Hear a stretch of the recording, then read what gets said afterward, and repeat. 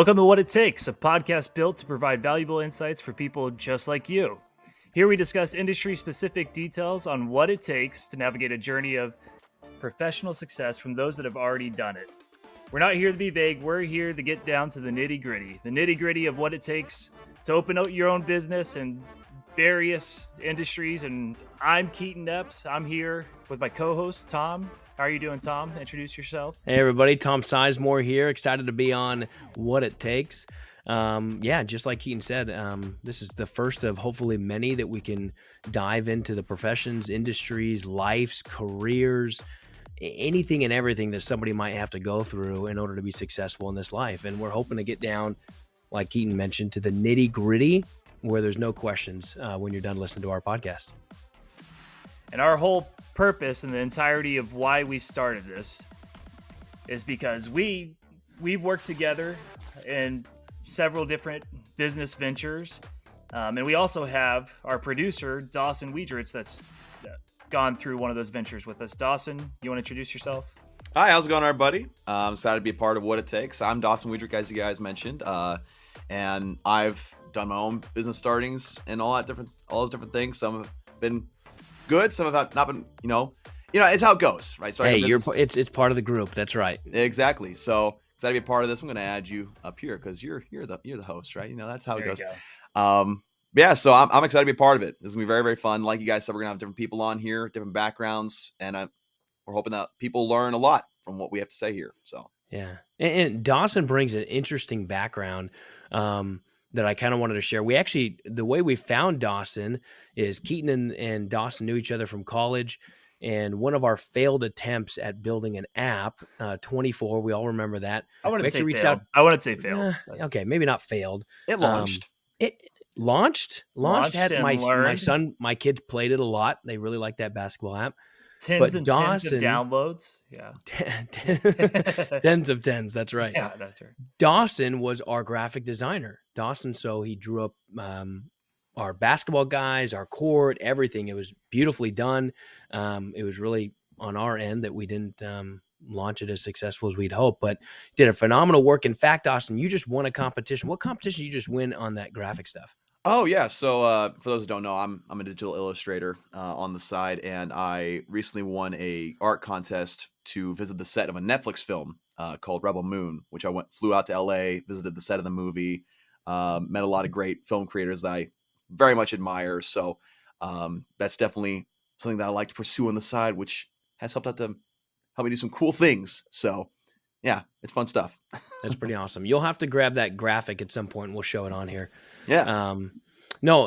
So that was kind of how we fell into Dawson, was trying to start our 24 app, and Keaton suggesting Dawson as a graphic designer. So. And like you mentioned, like Keaton and I knew each other from my days as in college. He was coaching at the university that I was at, and I was working the broadcasting of those sports. So nice little connection. Then there go insert Tom as well. So, and if Dawson comes across way better sounding than both me and Tom, it's because he's done this. He's logged in, I don't know, would you say thousands of hours? I'm probably getting close to that. Broadcasting, he has his own podcast, another podcast that he works in. And so we're happy to have him coach us through, give us the coaching we need in starting a podcast, refining our mistakes. And yeah, he's done it all, and we're super happy to have him on. It's going to be good. You guys presented a great idea. I mean, I love the idea of what it takes, getting different minds together. And because nowadays I feel like there's more entrepreneurs than ever before, people trying to start their own business, their own sort of economy, if you will. And so there's a whole lot of questions about that. A lot of people don't know how to go about it, where to turn, who to learn from, some things not to do and some things to do. And so I think this could be a great platform to give people that jumpstart, so it's a great idea. That's why I'm excited to be part of it. And we were sitting here trying to think, what could we talk about over and over and over and not get tired of, right? Mm-hmm. And, as me and Keaton and Dawson kind of generated the idea to say, well, I could interview kind of everybody and find out what they're doing, how they've gotten into it, what it took. And eventually it took shape into What It Takes, abbreviated into WIT. And I'm stoked about it. Yeah. And Tom and I, we grew up together, Tom and I, in Raleigh, North Carolina area. And I don't know if when we were young, we thought we had a knack for business at all or anything like that. No, But we were the younger version of Dude Perfect, or the older version of Dude Perfect. we had That's our what we flip were as phones. kids. Yeah, we used our flip phones like this, set up, propped up to make Yep. videos. And we had some awesome videos. And if we would have stuck together, we all went different places of the country, went all We did. different colleges, everything. But if we would have stuck together, we relish in that thought that we would have been Dude Perfect before Dude Perfect. But I don't Dude know. Perfect Obviously, we're 0.5. not. We're here. Yeah, we're not. Oh, the beautiful not days even of flip close. phones. Oh yeah. Well, it was good because it gave you Yeah. a prop. You didn't have to lean it on anything. Now our phones just Well, they have all that over. now, right? They have the Google Flip or whatever, and they Yeah. actually show that Galaxy, in the like commercials. Samsung. Yeah. They show it in the Well, the commercials. Google one, Set yes, it on the a new table. Google one. Yeah. Yeah, and record yourself, right, for a selfie. Yeah. Mhm.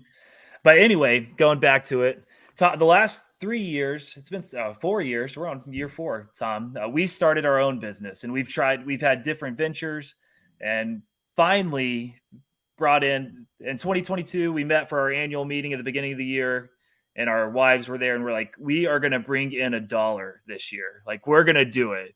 And we did. We finally did. 2019 through 2021, a lot of dollars going out and none going in. But it's part of the learning process. And that's why we wanted to bring this podcast to life. What it takes to be a neurologist, what it takes to start your own solar company, what it takes to whatever it is. There is so much value that can be taught and shared by those that have done it. And there's so much, and that's one question we're going to ask everybody. If you could do it all over again, what would you do? What would you want to know if you were starting? And how valuable would that be to us, Tom, if we were starting?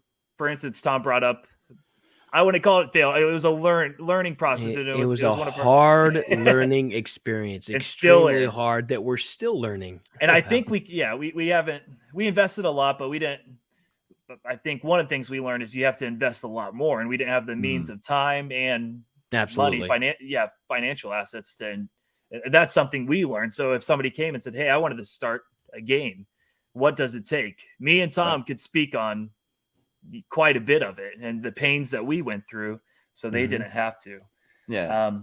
Or they could just be smart and run. And, yeah, absolutely. That'd probably be my first piece of advice, right? I'd be like, okay, I want you to turn around, run, rethink of the idea, and see if you really want to do it again. Because if you can stick to it, you can make it successful. But one thing I'm curious about with this podcast too is that obviously we're going to be interviewing a lot of different people from different backgrounds and different businesses, right? But I'm curious as to the similar advice that each person gives, regardless of the endeavor they're in, right? What's some things that will correlate one with another, right? Like you guys talk about a venture like making a game that we all went through and the struggles that was, will people say like, oh, just, stick with it, keep working with it, or, just what kind of advice will be kind of the common thread through all of them? That's what I'm really fascinated to see. Absolutely. Well, I'll tell you what, I think finances is going to be one of them. Of course. Right? That's a massive one, but you're absolutely right. I think there's going to be threads and pieces that are going to intertwine into industries that we didn't even think connected or that overlapped on that type of stuff. Yeah. Yeah. We'll definitely find themes and motifs as we go throughout. And that's another thing that's been really frustrating to Tom and I, other than digging out of our own pockets, how that we see all these influencers, other podcasts, everything talking about how they got private financing to carry out their idea and take it to fruition. And they did. Man, we would love to get them on. We're planning to have a guy that started a solar company. That seems like a very financial intensive startup to me. I don't know. We're going to learn what it takes to start your own solar company. And he's done really well. He's young. He's our age. And I'm excited to find that part out, Tom. You mentioned that's just one facet. But the financial part, how to start a venture. But to that end, it won't only be, and this is something we really focus on because we have an entrepreneurial mindset, and we've started our own business, and we've been pushing different ideas through, and finally started seeing some success in one of our ideas. I'm sure we'll get to one day. But also, we wanted to broaden it to professional success. What it takes to be a physical therapist. What does it really take? What would somebody that's gone through, however, I don't know how many years of school did physical therapists go through. I don't know, 6, 8, 10. They're undergrad. I don't know More how than long I physical did. therapy, yeah, then fellowship, shadowing, all of that. What would they tell their younger self before getting Well, into we the career? even went so far to say, what if we could find? I was watching a football game just recently. I think it was the Jags game, just 2 weekends ago, and I was sitting there going, "How do you become the guy who's sitting in the tunnel, right? That is security, or the guy who's handing out gloves or material or whatever, right? Who are these people that sometimes have the most random jobs?" I think back to now the name escapes me, but the dirty jobs guy. Mike Rowe. Thank you, Mike Rowe, right? He's He goes on awesome. all these Yeah. dirty jobs, random jobs. How does that guy, after 15 years, when he graduates high school or college, he's now, not Mike Rowe particularly, but the jobs he's going into are going down into these manholes and cleaning them. What eventually led you to make that decision to do that job? One, do you love it? And two, what did it take? What did it ultimately take for you to make an earning to provide for your family and go into that type of a career? I don't know. Sportscasting. I mean, freak Dawson. I mean, you do sportscasting for SVU Knights, right? Yeah, It's I like actually, how you got into it. yeah, I actually did a game for them tonight before I got back to do this. So, And his voice still sounds like an angel. Still mahogany. Yeah. Well, that's actually funny. Beautiful. Random side story. It is. On that trip that I took to LA for that set visit, I met with a bunch of other artists, and we were talking about accents because we're all from different parts of the country. And I've moved around a lot, and I pride myself in not having a very specific accent, so you can't really tell where I'm from. But one guy spoke up and said, "You have an accent." I was like, "Well, what kind of accent?" It's like, "It's called radio." It's called radio. That's You absolutely do. right. You really do. And for those of you who don't know, which is going to be everybody listening to this, probably except for me and Dawson's moms, Dawson broadcasted alongside my dad. And, and my dad the whole time. And my dad had no experience. He was the color, and a good friend told me he brought the whole mega Crayola pack of color.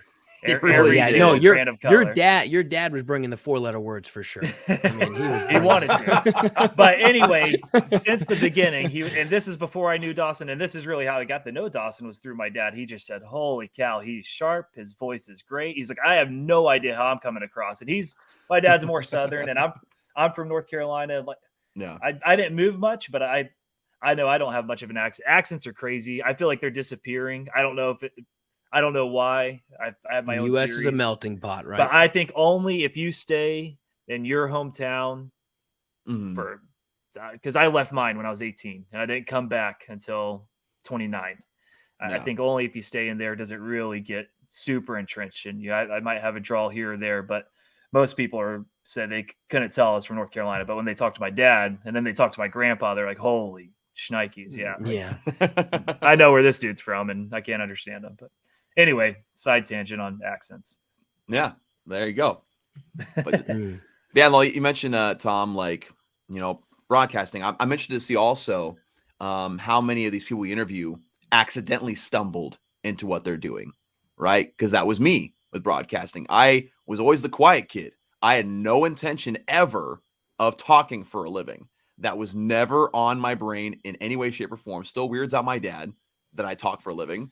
Because, again, I would always just be in my room, not talk very much. And it just happened one day we needed a women's lacrosse commentator. I don't know women's lacrosse, but they asked me to do it. I was there, and I BS my way through it. And now, 4 years later, you're doing women's lacrosse. Yeah. No, I'm doing sports I actually know. Okay. No longer that, unless it's desperately needed. That's right. Hey, being there, that's what they say, right? Being there is half the battle. And so you were there and fell into it, and I'm sure love it if you're continuing to do it, and you do a great job.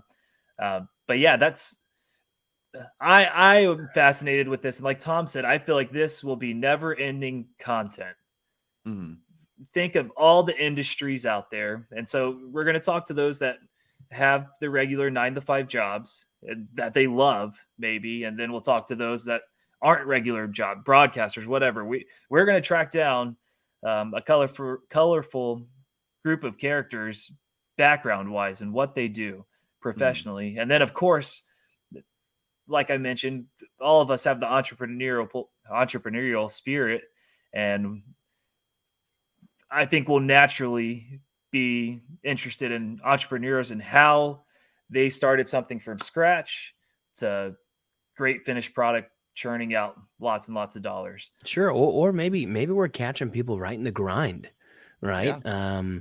We're catching people that are 6 months in, 2 days, right? Maybe they're just taking the plunge and they're like, I quit my job 30 days ago and now I'm just plowing through here and I'm hoping it works. And we're going, good gosh, maybe we're talking more about mental, right? What did it take you to mentally go through that challenge to go, head first, and next thing you know, Mhm. you're a plumber, Yeah. It reminds me of a gentleman that's here that runs about 25 different companies, and he'll go and find people and pull them from their jobs to start like a plumbing or electrical or some sort of other job that he has an ownership of, but he puts them as CEO and says, okay, let's run with it. And Mhm. he's telling people to literally, okay, you got 30 days to make a decision. Let's do it. I think that takes a lot of guts, right? So whether they're just starting out into the plunge, into the meat of and the grind of it, or whether they're sitting on top going, now here's my kingdom, right? I think it's going to be super exciting. In fact, so I go to a gym called Lifetime. I know it's stush, it's Which is ritzy, why he looks so whatever. good. You So know what? I'm telling you what, put up the guns, watch out. Hey, I'm just trying to be like Eddie Hall behind me. Totally my idol. Eddie, if ever you want to get on this podcast, you are welcome on this podcast, my friend. Eddie Hall, shout out to you, dude. All the love. But I go to Lifetime here in Frisco, Texas, where I live, and I've started to try to make it a goal to ask people, not when I'm changing at the locker, but when I'm around the gym, what they do for work. I'm starting to find some fascinating people. Now, obviously, I'm running into like doctors. I'm running into a pilot. And now that I mentioned doctor, it kind of relates. But just today, I asked a gentleman. I said, "Hey, what do you do for work? You look super fit." He's in his like early 50s, and he goes, "Actually, I own a pharmaceutical company, and we're developing an Alzheimer's drug." Well, those of wow. you who know me, my dad has Alzheimer's. And I was like, holy cow, dude, enlighten me. Like, tell me about this drug. He's like, they're hoping to roll it out next year. But he only had like maybe 2 or 3 minutes with me to talk. But that's the type of guy I'd love to know. Okay, you're 25 years into your career here. How the heck did you own a pharmacy company? And then what drove you to go, I'm going to try to build an Alzheimer's drug?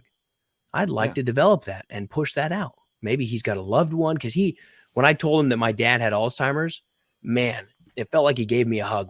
I don't even know his name still, but it looked like he had so much emotion and compassion in his eyes. Like, I am so sorry to hear that. And I was Yeah. just like, wow, I am too. Tell me more about like your drug and when is it released and what does it help with, et cetera, et cetera. And he's like, hey, we'll have to talk again, man. I got to go. But I see him probably every morning.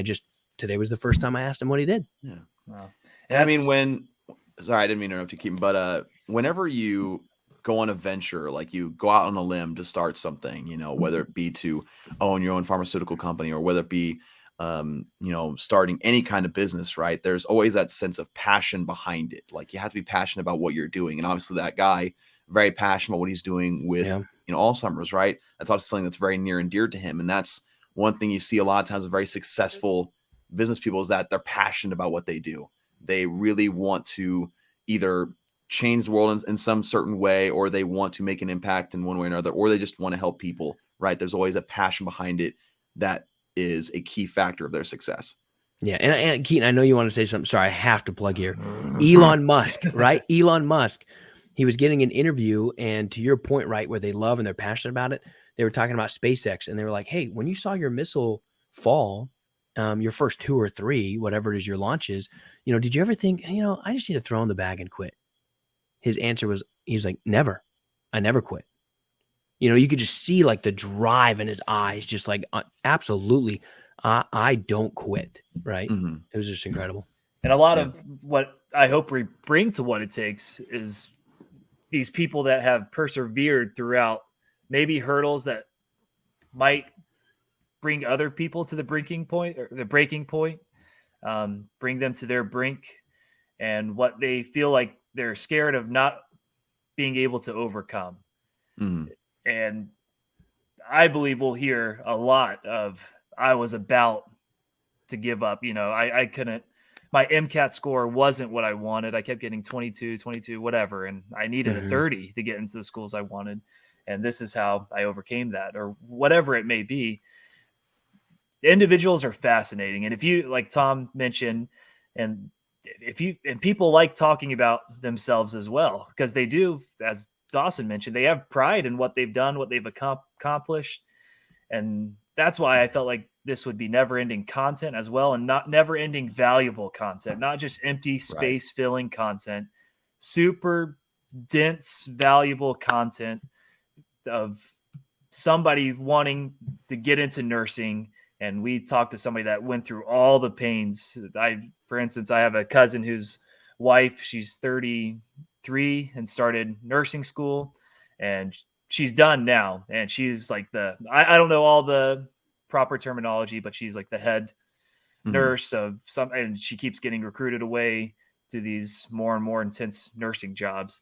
And it's incredible just what she was able to do. And in the beginning, she was like, I don't know if I can get through school. I've got 3 young kids. Like, there's no way I can do this. And sure enough, she has. And I can't wait to hear those stories. And they are touching. And as Dawson stated, a lot of people fall backwards into things.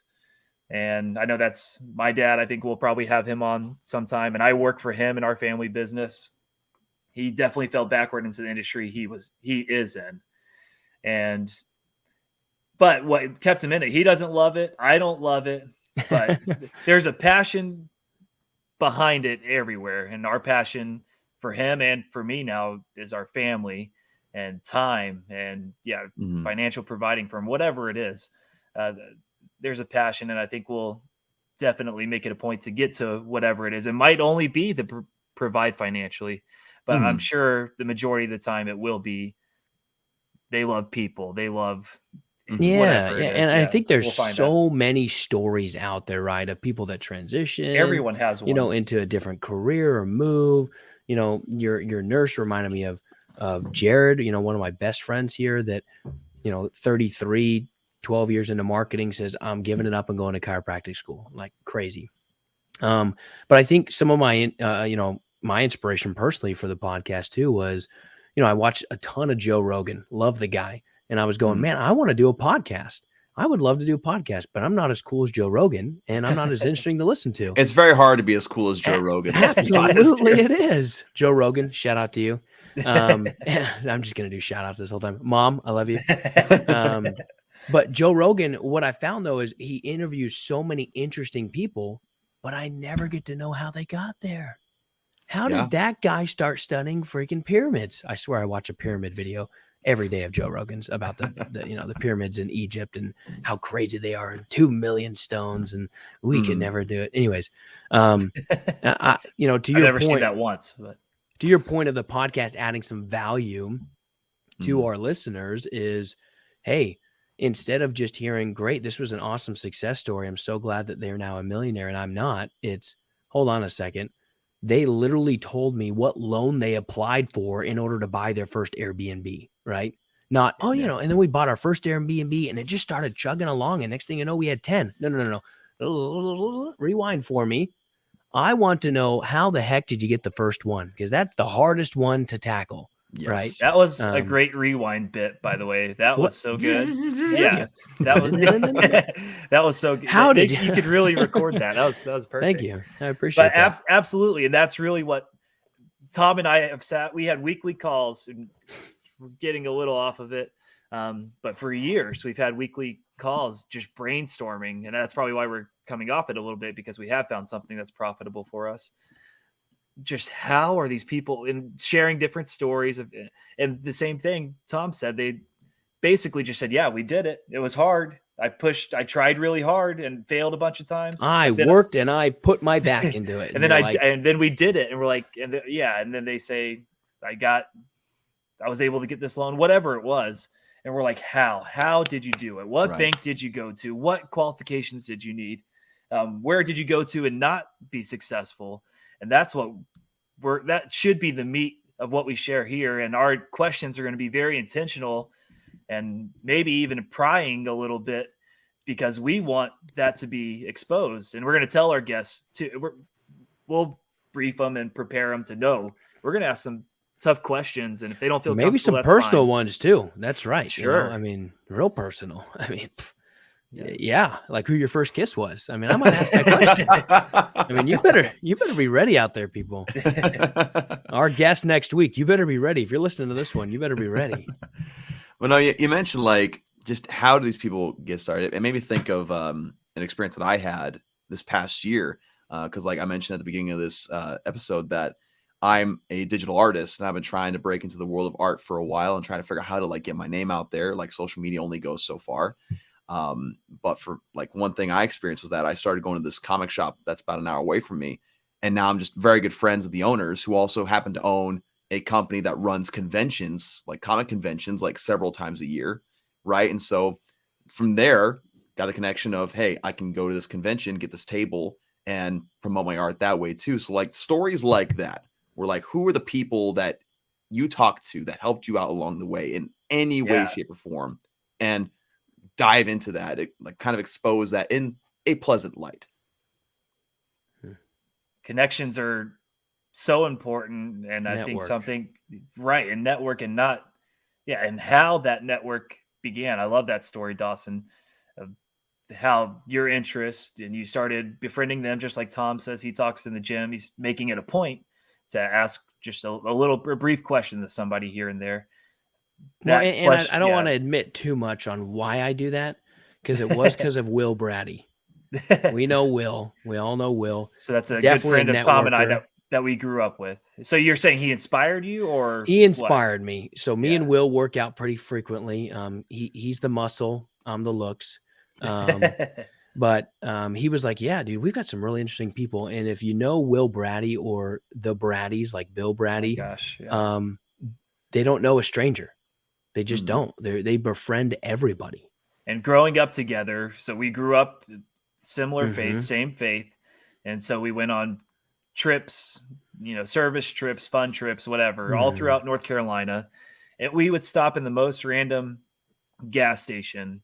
And I swear 3 people would walk in and be like, Bill Brady, is that you? And like, hey, Bill. Crazy. And if they didn't know him, by the end, they were best friends. Absolutely. Crazy. Yeah, absolutely. Crazy. And then as you get to know those people, right?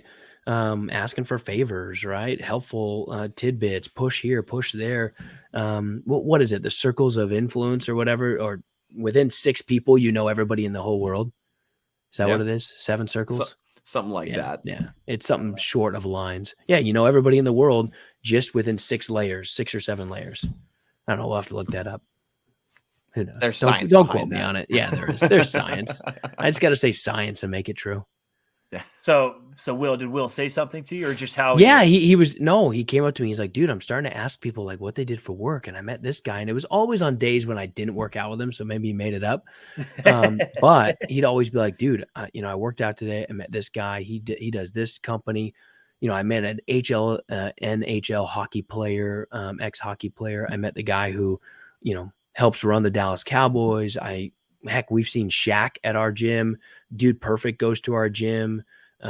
Frisco is a pretty big hotspot for a lot of sports people that are retired, or Dude Perfect's headquarters in Frisco, at least for now. Now they're thinking of building that theme park, and who knows where they're going to go. I hope they stay in Texas. They are. They're doing. They've announced it, but I hope they stay in Texas.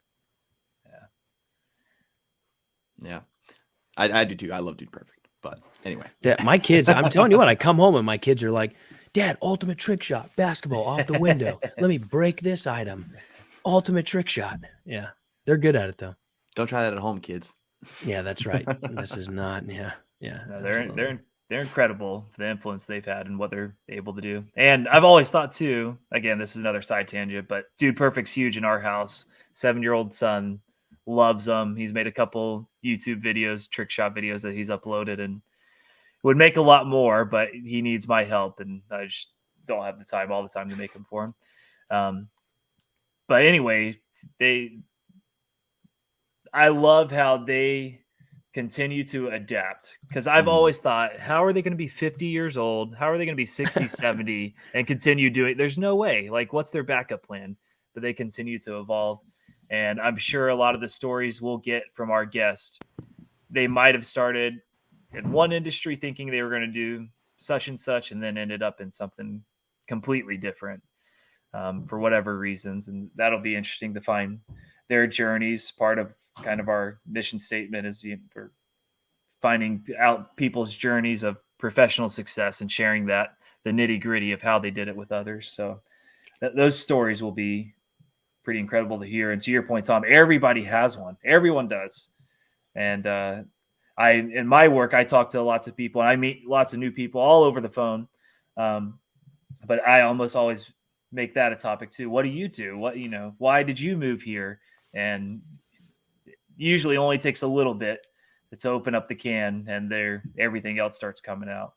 Oh, for sure. And that's why too, right? In our mission statement, kind of the whole goal and purpose is people like you, right? Our listeners, people that are watching, right? You have a story too. Heck, write us in. We'd love to hear the story, right? There's just so much. I just think about the world, roads and buildings and technology, inventions. It's never ending. I mean, we're not going to be able to touch it all. We could do this podcast for 50 years. We still won't do it. We won't touch every career, every work, every industry. Heck, I'd love to get an awesome mom on here at some point, right? And how do you raise 4 kids, 5 kids, 6, 10, 15, and I wish I knew your one. house? Yeah, I wish I knew one. I can't think of any, but Oh, yeah. They're rare out there. But Oh, super rare. Just like kidding. a unicorn. Like a unicorn. I don't know if this matters, but yeah, Tom brings it up. Family, that's important. I've been married 10 years now, a little over 10 years. I have 3 kids. Tom, yeah, and mine are aged 6 months to 7 years old. And Tom, you have 4, all within a short span, huh? Yeah, 9, 8, 6, and 4 right now. I got 2 bookend girls and boys in the middle. So the girls kind of make sure the boys stay in line. And yeah, I've been married. It'll be 12 years this July. Yeah, a long time. Guys make me feel young. Then I got 2 dogs and a cat. How are you? 25? Are you 25, Dawson? I turned 26 recently, and I'm married to my wife for coming on 4 years now. So I was right. 25. I have no idea. I should be, those fair guys that guess age. It's all a scam, I hope. Well, I'm 26, I should be so I thought you said you were about to turn 26. No, I said I turned 26 recently. So you were wrong, Keaton. Okay. Yeah, go be that fair guy. I'm going to come to your booth every time. I'm going to come to your booth twice. It's and like you're going to be like, what's your age? And I'm going to be like, I was all over it. And as soon as you say 34, I'm going to be like, that's wrong. And you're going to be like, well, what was it? I'm like, I'll come back in 5 minutes and see if you can guess it again. He says 34 again. That's right. He probably would. Oh my gosh. That would be funny. I do forget a lot of things. But.